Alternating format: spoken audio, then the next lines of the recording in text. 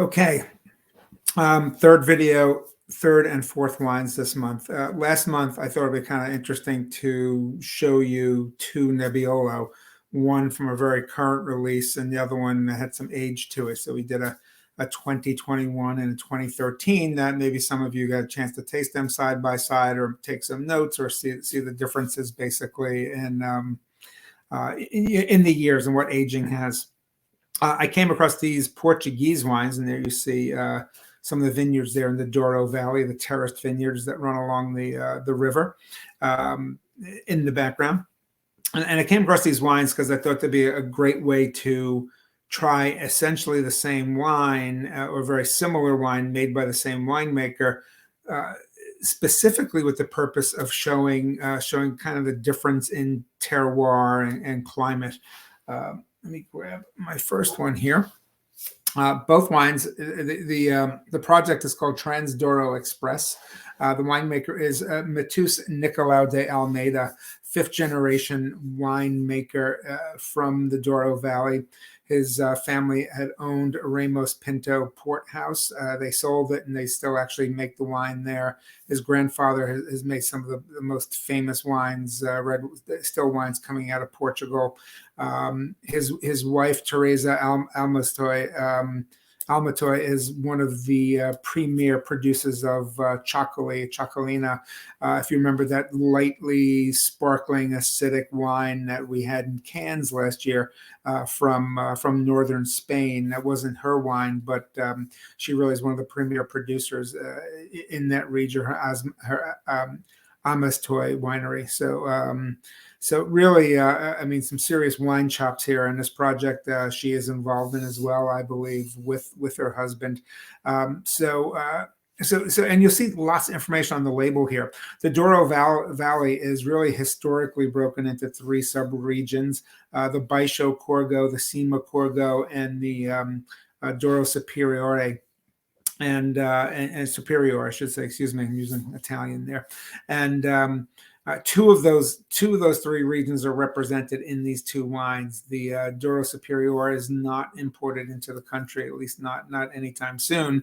But what I was able to do is get from this producer the current releases of the Baixo and the of the Baixo Corgo and the Cima Corgo. So this one is the Baixo, and the Baixo is really is a wine that shows a combination of Atlantic and Mediterranean influences, whereas the Cima Corgo really is much more Mediterranean, and the Superior would show really like kind of an interior, elevated sort of influence as well. So these are both organic, I believe, maybe biodynamic wines, incredibly well made, well grown. Everything's hand picked. If you can just look around there and see you'll see what's on those hills behind me, if you will, and you can imagine the labor that goes into into picking these grapes and getting them to the stage where you have to make wine. They use traditional Douro red grapes for these wines. So Touriga Nacional would be sort of the base on them, Touriga Franca, other grapes. Now, these are grapes that have also been used for a long time in the production of port wine too.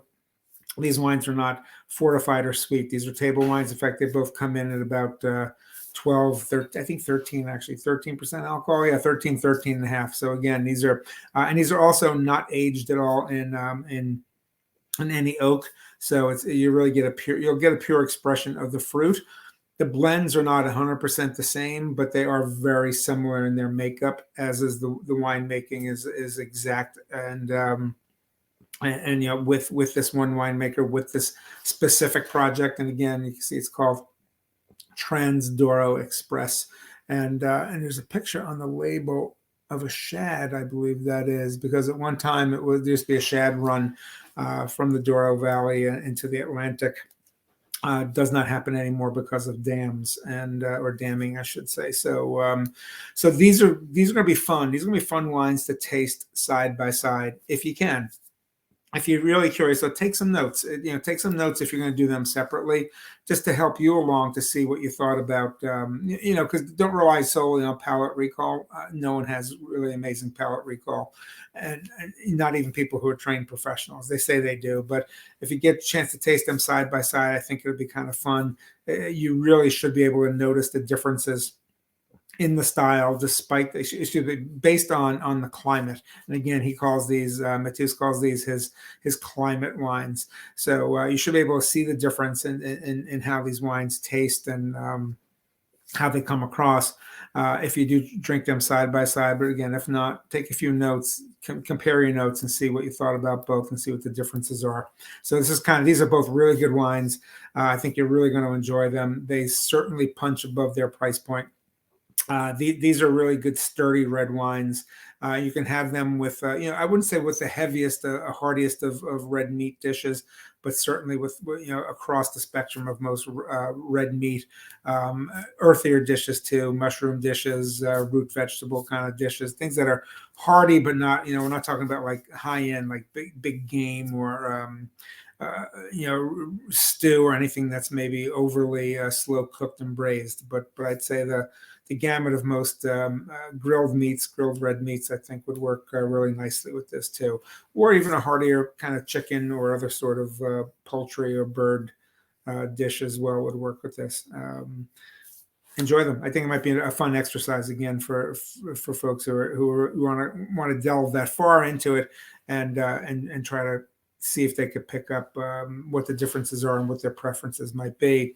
Again, here based really on the climate of these two of these three very distinct subregions, and they're not just subregions based on climate, but they're historical subregions too in the Douro Valley. So you can be drinking here some both some history and some present day in a glass. Enjoy them.